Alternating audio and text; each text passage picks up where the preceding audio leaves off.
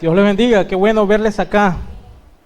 Mire, estoy muy contento en esta mañana de poder compartir con ustedes este inicio de serie que hemos llamado En Casas.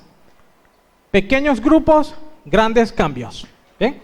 Y no sé si notaste cuando llegaste acá a la iglesia que en el frente está un pendón acerca de liderazgo generacional que habla, de hecho es el diagrama que se usa en liderazgo generacional y hace énfasis, ese pendón nos está haciendo énfasis en las dos fuerzas de influencia más grandes de la tierra, que son la iglesia y la familia. ¿Bien? Ahora, te preguntarás, ¿pero qué tiene que ver ese pendón de liderazgo generacional con esta serie llamada En Casas?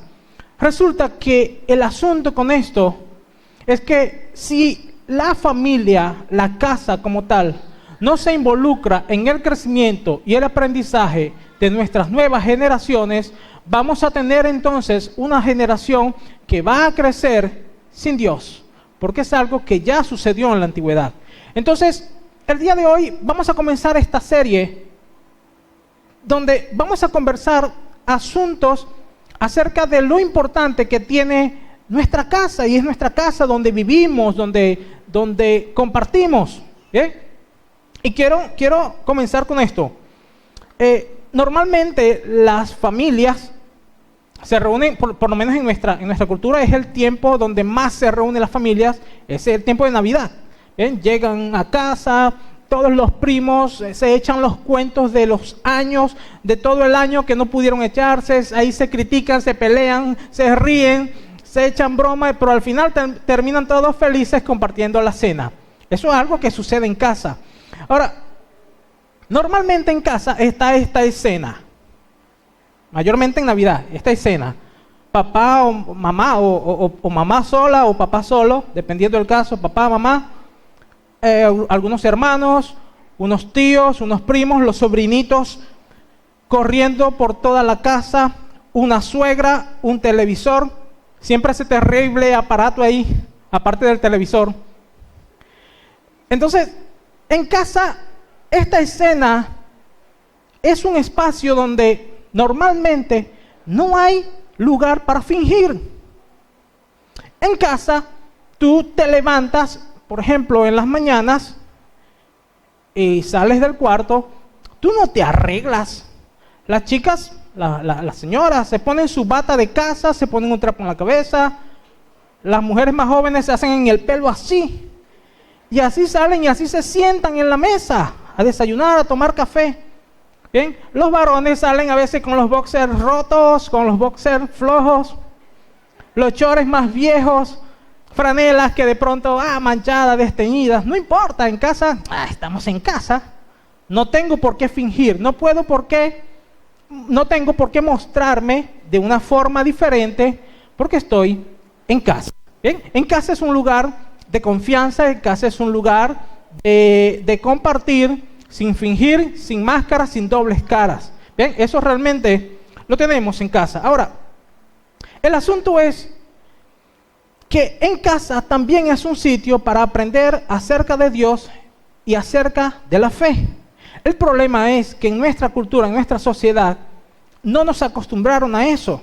Fíjate, yo crecí en un hogar y recuerdo de mi tía Mari, que fue quien siempre nos habló de Dios. Fue por ella que llegué a la iglesia, fue por ella que di mis primeros pasos en la iglesia. Pero sí recuerdo que no era la casa un lugar donde nos reuníamos a hablar específicamente de Dios, porque ese era un tema que lo dejábamos para la iglesia. ¿Bien? Lo que sí recuerdo es que cuando tenía entre 10, 11 años, en casa hacíamos unos servicios, vamos a hacer un culto, decíamos. Había nuestros vecinos, los chicos vecinos, tenían familiares que también iban a las iglesias, y total que todos teníamos un modelo relativo de lo que era un servicio, un culto. Así que nosotros hacíamos este culto en la casa y bueno, cantábamos canciones mal cantadas, por cierto, que nunca supimos qué significaban. nos dividíamos, hacíamos lo que se hacía en escuelas dominical, pintábamos, hacíamos las caritas, las cosas. Y el tiempo que a mí más me gustaba era cuando recogíamos las ofrendas.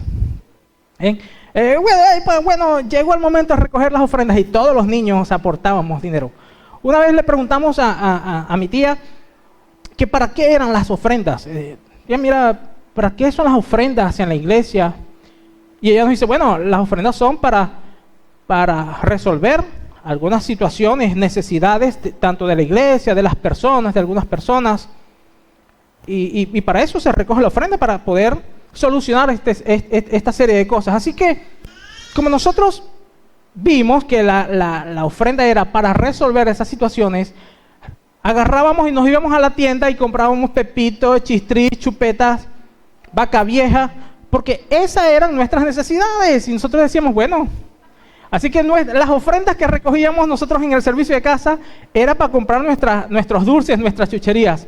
Pero lo importante es que, a pesar de que hacíamos esto, no lo hacíamos en serio. Porque siempre tuvimos esta idea. Crecimos con esta idea. De la fe solo se habla en la iglesia. Podíamos hacer, en mi caso, podíamos hacer estos servicios, estos cultos en la casa, pero al momento serio de comenzar a hablar de la fe, dejábamos ese tema para la iglesia. Ahora, quiero preguntar de esto. ¿Tú tuviste la oportunidad de crecer en un espacio donde sí te hablaron de la fe? ¿Tuviste la oportunidad de hablar en casa de la fe? ¿O ese tema era exclusivo para la iglesia? ¿Qué te enseñaron? ¿Cuál fue la situación familiar que tú tuviste referente a la fe? Esto es importante, ¿bien? Y creo que nosotros hemos vuelto a esos tiempos donde los temas importantes y temas difíciles acerca de Dios, acerca de la Biblia, de la fe, para la iglesia. Vamos a hablar un tema difícil de sexualidad, por ejemplo, de crianza, no que lo hable el pastor en la iglesia. O vamos a hablar de sexo, es que lo hablen en la iglesia. Porque son temas muy difíciles para hablarlos en casa, pero ¿sabes qué? Es exactamente lo que Jesús quiere de cada uno de nosotros. Que podamos tener en nuestras casas conversaciones difíciles. Ahora fíjese, al pueblo de Israel se le instruye enseñar a sus hijos acerca de Dios y la fe. Fíjate lo que dice Deuteronomio, el capítulo 6, versículo 6. Debes comprometerte con todo tu ser a cumplir cada uno de estos mandamientos que hoy te entrego. El 7 dice, repíteselos a tus hijos una y otra vez. Habla de ellos en tus conversaciones, cuando estés en tu casa y cuando vayas por el camino, cuando te acuestes y cuando te levantes. Este realmente es el diseño de Dios para hablar de la fe en casa. Este es lo que Dios quiere en nosotros al momento de hablar de Dios o de la fe. Que sea en casa, papá, mamá, hijos. Ese es el momento perfecto para hablar acerca de Dios, nuestra casa. ¿Bien? De hecho, este capítulo de Deuteronomio lo usamos como premisa para el tema del liderazgo generacional, porque de esto se trata, de que si no lo hacemos en casa, posiblemente en la iglesia lo pueden aprender, pero no van a crecer. ¿Bien? Entonces, cuando Jesús, esta fue la instrucción de Dios. Enséñales en casa. Pero al pasar del tiempo, comenzaron a armar lo que nosotros hoy en día conocemos como sinagogas. ¿Bien? Y comenzaron el pueblo de Israel a congregarse en estas sinagogas. Así que los temas difíciles comenzaron a tratarlos ahí. Y los padres decían, bueno, ya para qué lo vamos a hablar en casa si estamos en la sinagoga. Pero no era el modelo inicial de Dios. Así que cuando Jesús aparece, se consigue con este problema.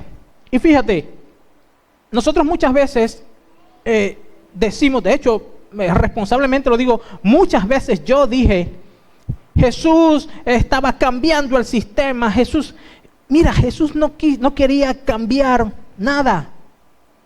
Jesús no tenía que cambiarlo como tal. Jesús quería era recuperar el diseño original.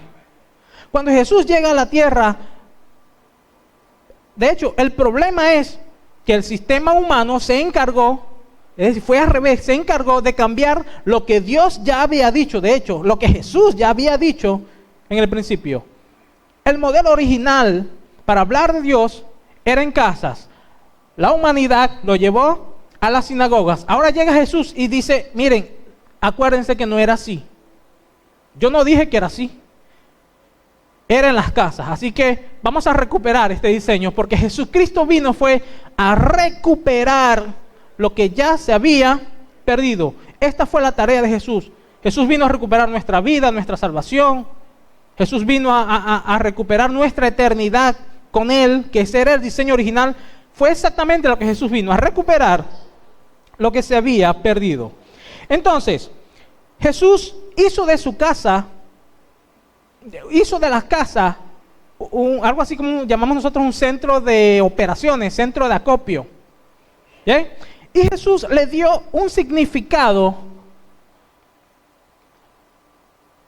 y hizo énfasis a las reuniones en casas. En primer lugar, Jesús hizo de las casas un lugar para la enseñanza del Evangelio. ¿Bien? Y debemos enfocarnos en esto.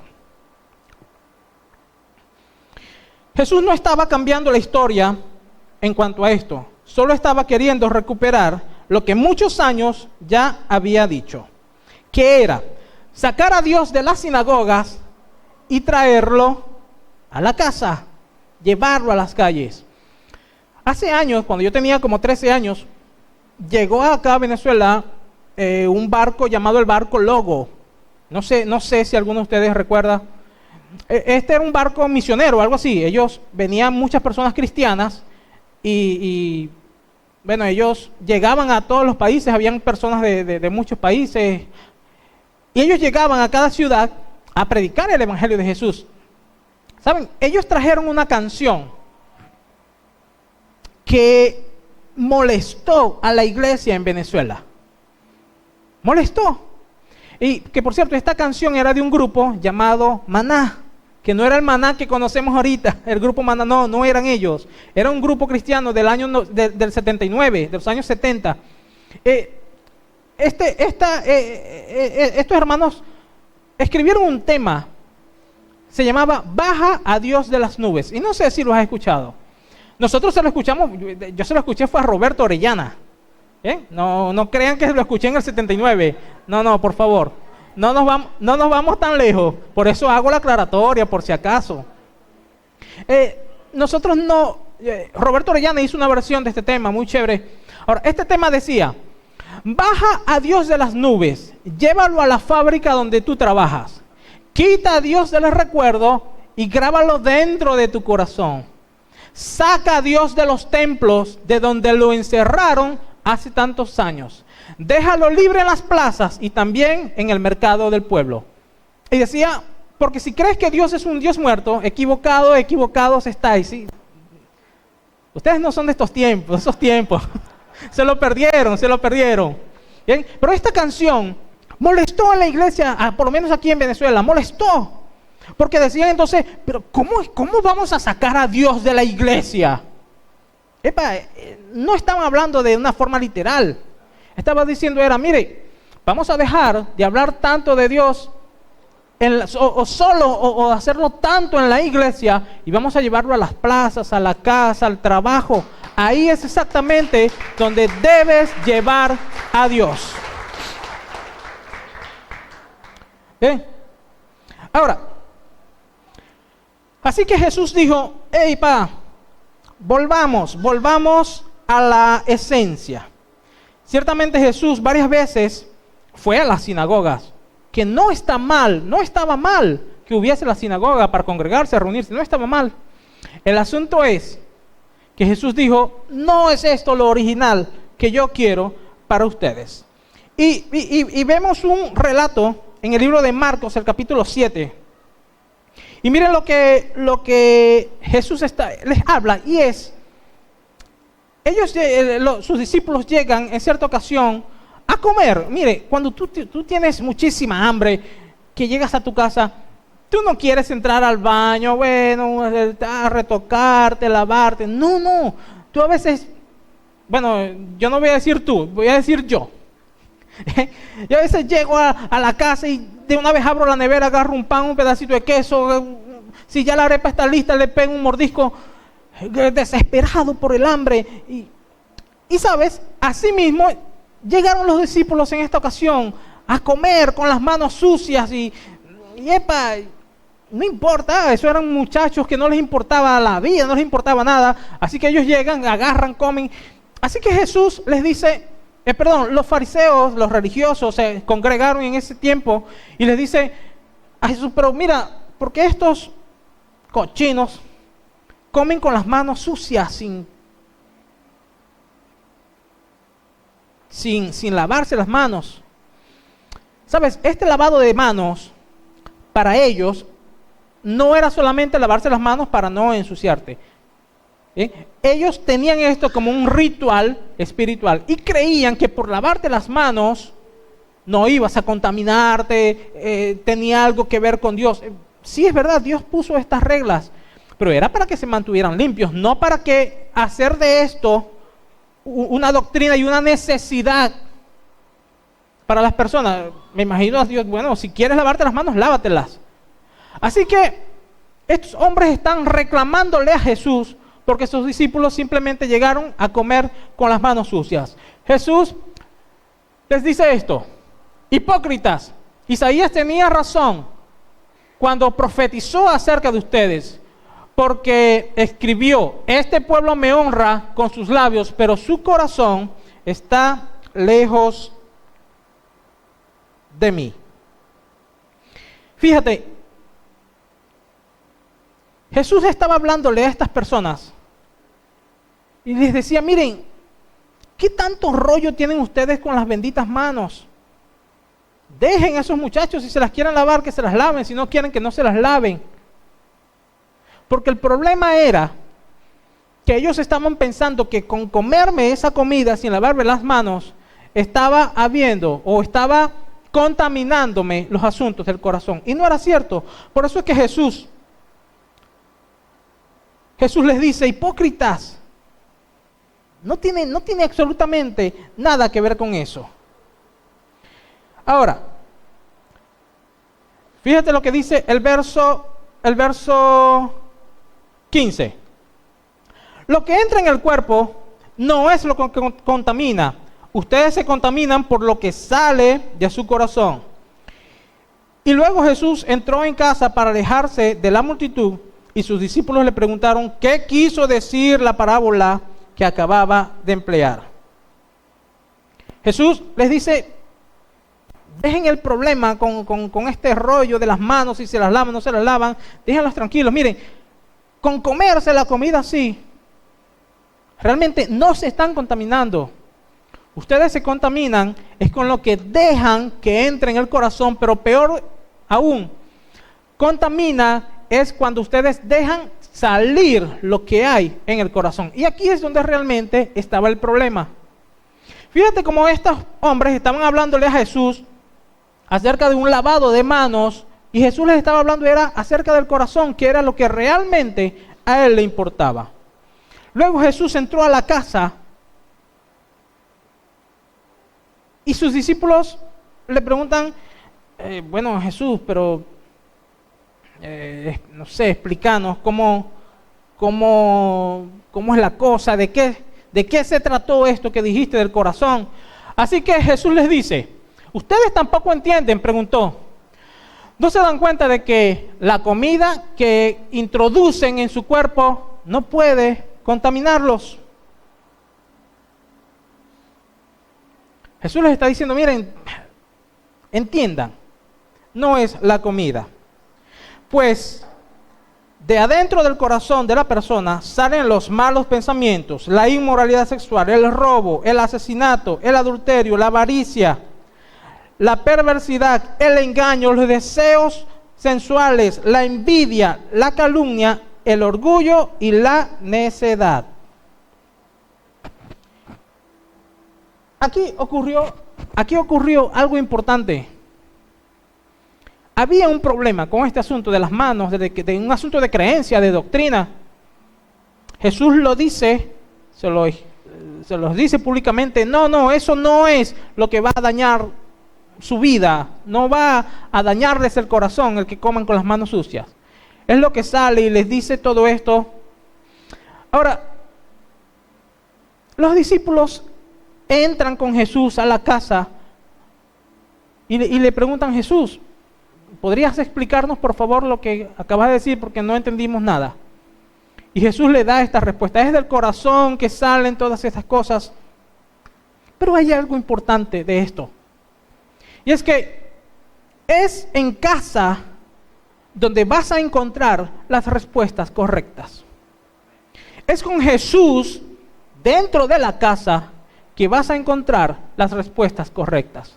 Y es por esto que Jesús, cuando enseñaba acerca de la oración, decía: miren, si quieren, no lo hagan público, no lo hagan en público, no tienen que orar delante de nadie que los esté viendo, y cuando oren, por favor, entren a su cuarto, enciérrense, y ahí es donde realmente vas a encontrar la conexión correcta con Dios. Es en casa donde encontramos con Jesús las respuestas correctas.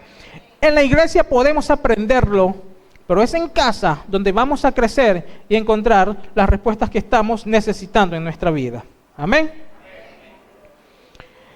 Hay otro énfasis que Jesús le hacía a las casas, un segundo énfasis, y es que Jesús hizo de las casas un lugar para fomentar la comunidad y compartir esperanza. Hizo de las casas un lugar para la enseñanza del Evangelio, y también hizo de las casas un lugar para fomentar la comunidad y compartir esperanza. Mira lo que nos dice Lucas en el capítulo 5, el verso 29. Más tarde, Leví es el que nosotros conocemos como Mateo, es el mismo. Más tarde, Leví dio un banquete en su casa con Jesús como invitado de honor. Muchos de los colaboradores de impuestos, compañeros de Leví y otros invitados comieron con ellos. Así que los fariseos y los maestros de la ley religiosa les reclamaron severamente a los discípulos de Jesús, diciéndole: ¿por qué comen y beben con semejante escoria? El caso era este. En cierta ocasión Jesús va pasando y mira a un muchacho de 17 años aproximadamente que está cobrando los impuestos. Ahora, estos hombres a quienes el Imperio Romano, quien contrataba para que cobraran los impuestos, a ellos los odiaban, porque ellos decían: mira, te están pagando para que les robes a tus propios vecinos, a los muchachos que crecieron contigo, somos nosotros, para que les robes a tu propio padre, a tu mamá, a tu familia. A ellos se les estás robando. Así que estas personas eran catalogadas como la escoria, lo peor. Incluso muchos relatos en la Biblia los mencionan como pecadores, es decir, es una selección, pecadores, pero después de pecadores o más abajo de pecadores estaban cobradores de impuestos. Es algo así como que esto era un pecado peor que todos los que podían haber. ¿Sí? Es decir, estas personas que cobraban los impuestos eran odiados por su propia comunidad. Los odiaban, les llamaban escoria, basura. Eso era para ellos. Pero va pasando Jesús y mira a este muchacho y lo llama y le dice: vente, vamos, sígueme. Así que Mateo de inmediato dejó lo que estaba haciendo y se vino a caminar con Jesús. Así que Mateo se va, planifica una fiesta, un banquete, una comida en su casa, lo planifica y no se quedó solo con eso, sino que fue e invitó a otras personas que eran como él o quizás peores que él. Así que llegaron estos fariseos y decían: pero ¿por qué? ¿Por qué Jesús se sienta a comer con estas escorias? Miren lo que sucede. Jesús fue entonces conocido con este nombre. No sé, a nosotros normalmente nos gustan los apodos bonitos, que te llamen, épale, príncipe de la calle. ¡Wow! ¡Epa, reina eterna! ¡Wow! ¡Épale, amigo de pecadores! Normalmente como cristianos no queremos ser llamados amigos de pecadores. Y seamos honestos, no queremos. Pero este era el apodo con el que conocían a Jesús. Decían, Jesús, este hombre es amigo de pecadores. Te pregunto una cosa. ¿Qué tal si a partir de ahora comienzas tú a hacerte amigo de pecadores? Se escucha feo, sí, se escucha feo, porque no es lo que queremos. Nosotros queremos estar con personas por lo menos que nos representen un poquito, ¿no? No queremos estar con pecadores. Entonces tomamos muchas veces esta actitud de, yo no voy a hablarle más a esa gente. Yo no creo que algún día lleguen a ser cristianos. Yo no creo que algún día Dios se pueda acordar de ellos. Te pregunto una cosa. ¿Acaso tú no eras así? ¿Acaso tú no eras uno de estos pecadores? ¿Acaso alguien no te habló a ti de Jesús y te habló hasta que por fin creíste y llegaste? Pero no es exactamente lo que como cristianos queremos, ser llamados amigos de pecadores. No queremos. Pero es lo que Jesús sí está pidiéndote en esta mañana. Necesitas sentarte con pecadores, no para convertirte en ellos y practicar las mismas cosas que ellos. Necesitas sentarte con ellos para que entiendan lo que Jesús hizo contigo y que también puede reflejar, que también tú puedas reflejar la luz de Jesús a ellos, para que ellos puedan venir a donde tú has venido. Amén.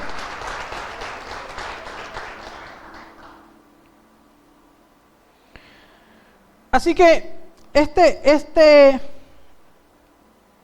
nombre de amigo de pecadores, por muy feo que se escuche, pero necesitamos hacerlo.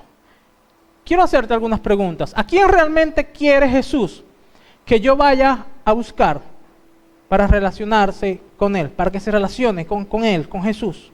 ¿A quién? ¿Tienes amigos, tienes vecinos que están hundidos en pecados, en tantas cosas increíbles y terribles que hay en este mundo? Jesús quiere que por favor vayas por ellos. Jesús quiere que abras tu casa para que ellos también vengan a adquirir el reflejo de la luz y la esperanza de Jesús en tu casa. Estamos abriendo nuestras casas para compartir con los que son rechazados por la sociedad. Y mira, y esto no precisamente tiene que ser con extraños, porque tú puedes decir, no, porque yo no puedo dejar que un extraño entre a mi casa. No. Tú tienes vecinos, amigos, familiares incluso, que necesitan venir a tu casa a respirar la paz que Jesús quiere ofrecerles a través de la esperanza. Tú los tienes, todos los tenemos. Realmente necesitamos abrir nuestras casas a personas con la necesidad. ¿Sabes? Un pastor en Estados Unidos una vez les realizó una fiesta de cumpleaños a una prostituta. Y lo peor es que esta fiesta se la hizo en el bar a donde la mujer frecuentaba después de su jornada laboral nocturna. ¿Y sabes qué pasó con esta mujer? Dijo, por primera vez en la vida alguien me miró, alguien me dio una mirada diferente. Por primera vez en la vida, alguien me miró sin deseo sexual. Por primera vez, alguien me invita a celebrar algo importante para mí, dijo esta prostituta, que era su cumpleaños, que nunca nadie lo había celebrado. Era una mujer rechazada por su familia, por la sociedad. Y este pastor tomó la decisión de ir y celebrarle un cumpleaños. Y esta mujer comenzó a cambiar su vida y a ganarse a un montón de prostitutas. Ahora, nosotros escuchamos esto y decimos, bueno, pareciera que es un poquito exagerada la cosa. Pero no es tan exagerado. Porque tú tienes personas que conoces que son peores que esto. Pero que necesitan que alguien los mire con la mirada que Jesús le dio a Mateo. Con una mirada de, Mateo, yo sé que te rechazan, nadie te quiere, pero ven acá, chico, voy a hacer algo contigo. Y se hizo su amigo, tanto así que una de las personas que mayor escribe acerca de Jesús y da un amplio concepto de lo que Jesús era, Mateo. ¿Cómo es que esta escoria se convirtió en uno de los escritores de lo que nosotros hoy leemos en la Biblia? Mateo. Y fue conocido por muchas personas. Así que necesitamos comenzar a juntarnos con personas para reflejarles la luz de Jesús. El 31, Jesús le contestó, la gente sana no necesita médico, los enfermos sí. No he venido a llamar a los que se creen justos, sino a los que saben que son pecadores y necesitan arrepentirse. ¿Qué tal si comienzas a abrir tu casa para esto? Sabes, cuando tú abres tu casa para personas rechazadas, personas heridas, quizás personas odiadas, cuando tú abres tu casa para ellos, tu casa puede convertirse en un lugar de bienestar. Y es lo que Jesús también nos está pidiendo en esta mañana. Abre o permite que tu casa se convierta en un lugar donde brille la luz o mi luz y donde tú puedas llevar la esperanza que yo traje a tu casa. El asunto es que nos cuesta abrir nuestras casas para esto. Pero es lo que Jesús está pidiéndonos en esta mañana. Y de hecho, eso es lo que desde el principio, lo que leímos en Deuteronomio, Dios había querido. Reúnanse en casas, por favor. Porque en estos grupos pequeños podemos tener entonces nuestros grandes cambios. Amén. Entonces seguimos. Otro aspecto que Jesús hizo de las casas, otro énfasis. Jesús hizo de las casas un lugar para fortalecer la fe. Leamos Marcos capítulo 2 versículo 1, dice: cuando Jesús regresó a Capernaum, varios días después, enseguida corrió la voz de que había vuelto a casa. Jesús hacía de su casa, tenía en su casa un lugar común. Entonces empezó la gente, ¡ey! Llegó el Hijo de María a casa. Jesús volvió a casa. ¿Bien? Así que comenzó la gente a alborotarse, a escuchar que ya Jesús había llevado a la casa. Pronto la casa donde se hospedaba estaba tan llena de visitas que no había lugar ni siquiera frente a la puerta, mientras él les predicaba la palabra de Dios. ¿Dónde lo hacía? Desde una casa. De hecho, fíjate que casi todos los milagros y enseñanzas de Jesús ocurrieron desde una casa, desde una familia, a solas con una persona. El caso de la mujer samaritana. Jesús planeó una cita y no fue con una multitud. ¿Con cuántas personas fue? Con una. Pero fue ahí exactamente donde comenzó el ministerio de Jesús, realmente donde comenzó el ministerio abierto, con una persona. Jesús, una cita personal con una sola persona. ¿Sabes? Puede ser que las cosas que hagas en casa no impacten a toda la ciudad, pero si impactas a una sola persona, tu casa se está convirtiendo en un lugar donde están ocurriendo grandes cosas, solamente con impactar la vida de una sola persona. Jesús puede hacer de tu casa un pequeño lugar con grandes cambios. Puede hacerlo de esa forma. ¿Ven? Así que llegaron 4 hombres cargando a un paralítico en una camilla. Como no podían llevarlo hasta Jesús debido a la multitud, abrieron un agujero en el techo encima de donde estaba Jesús. Luego bajaron al hombre en la camilla justo delante de Jesús. Miren, primero estos hombres tenían buen cálculo. Abrieron un hueco en el techo, Jesús debe estar por aquí. Y yo me pregunto, ¿qué habrá pasado después con ese techo? Me imagino al hombre a la casa, sí, Jesús, sí, vamos, Jesús, yo estoy de acuerdo, sanaste, predicaste y todo excelente, y con mucho respeto, de verdad, Jesús, con mucho respeto. ¿Y mi techo? ¿Qué va a pasar con mi techo? La Biblia no nos da un aire sobre qué pasó con el techo porque quizás no era importante. Pero conociendo a Jesús, yo estoy seguro que Jesús, amigo, que ya se fue la gente, hay que cerrar el hueco del techo.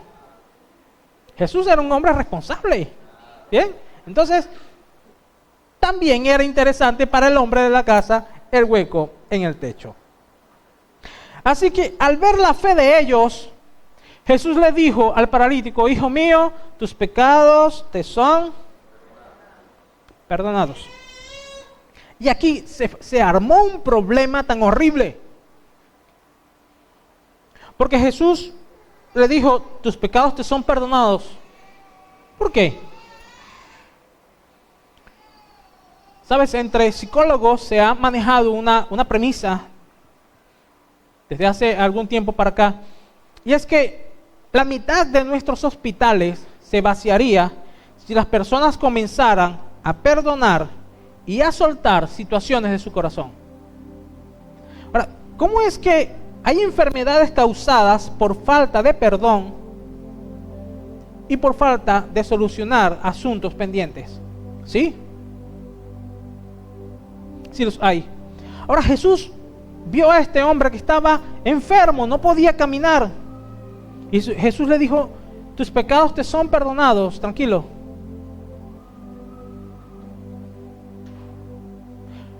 Porque Jesús sabe perfectamente que las enfermedades del corazón, las enfermedades profundas del corazón, va a causarte o se va a exteriorizar y va a causarte daños en tu cuerpo. Necesitas sanar también las cosas profundas en tu vida para muchas veces ser sanado de alguna enfermedad. Un lugar pequeño donde pueden producirse grandes cambios, esto puede ser tu casa. Jesús lo hizo, Jesús lo usó. Hizo de una casa tan pequeña un gran cambio en la vida de una persona.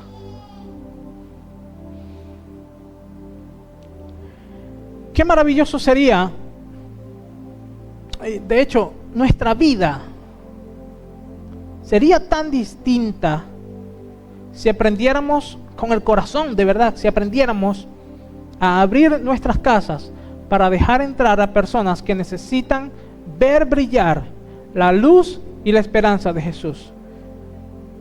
Te lo aseguro, la vida sería distinta. Porque estaríamos entonces haciendo lo que Dios dijo allá en Deuteronomio 6. Y el énfasis que Jesús hacía. Tu casa puede convertirse en un lugar para brindarle a las personas grandes cambios.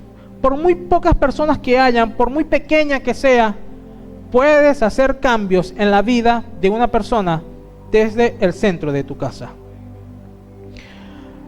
Así que les demostraré que el Hijo del Hombre tiene autoridad en la tierra para perdonar pecados. Entonces Jesús miró al paralítico y dijo: ponte de pie, toma tu camilla y vete a tu casa. Y el hombre de un salto se levantó, tomó su camilla y salió caminando entre los espectadores, que habían quedado atónitos. Todos estaban asombrados y alababan a Dios, exclamando: jamás hemos visto algo así. En tu casa pueden ocurrir grandes milagros. Y si todavía no lo has visto, puedes entonces comenzar a tomar acciones para que esto suceda. Pero en tu casa puedes impactar la vida de una persona. En tu experiencia personal, ¿has tenido la oportunidad de compartir en casa tu fe y llevar esperanza a otros? En tu casa, ¿le has abierto la puerta a alguien para conversarle acerca de la fe? ¿Estás convirtiendo tu casa en un lugar de qué? ¿De esperanza o de queja para los demás? Tú escuchas constantemente a tus vecinos quejándose, preocupados, con falta de tantas cosas. Entonces tú te asomas por la cerca: sí, vecino, así es, Dios mío, ¿hasta cuándo? Yo no sé hasta cuándo vas. ¿En qué estás convirtiendo tu casa? ¿En qué lugar? Por muy pequeña que sea, ¿en qué se está convirtiendo tu casa? ¿A quién estás dejando que llegue a tu casa? ¿Y qué le estás dando a las personas que lleguen en ella? ¿Qué experiencia espiritual especial has vivido tú en la casa de alguna otra persona? ¿Has visto milagros o sanidades?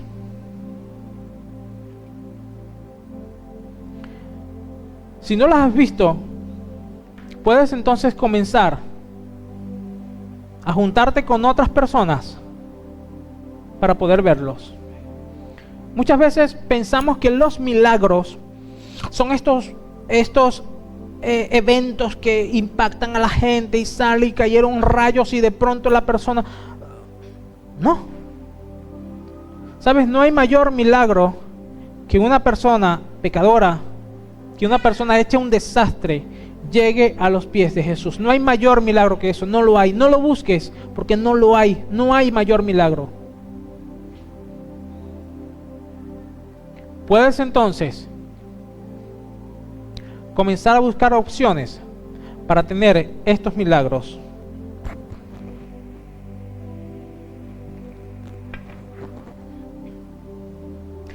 Entonces, Jesús dio un énfasis significativo a las reuniones en casa. Hizo de las casas un lugar para la enseñanza del Evangelio. Hizo de las casas un lugar para fomentar la comunidad y esperanza. Hizo de las casas un lugar para fortalecer la fe. Quiero invitarte a que estés en pie en esta mañana, por favor.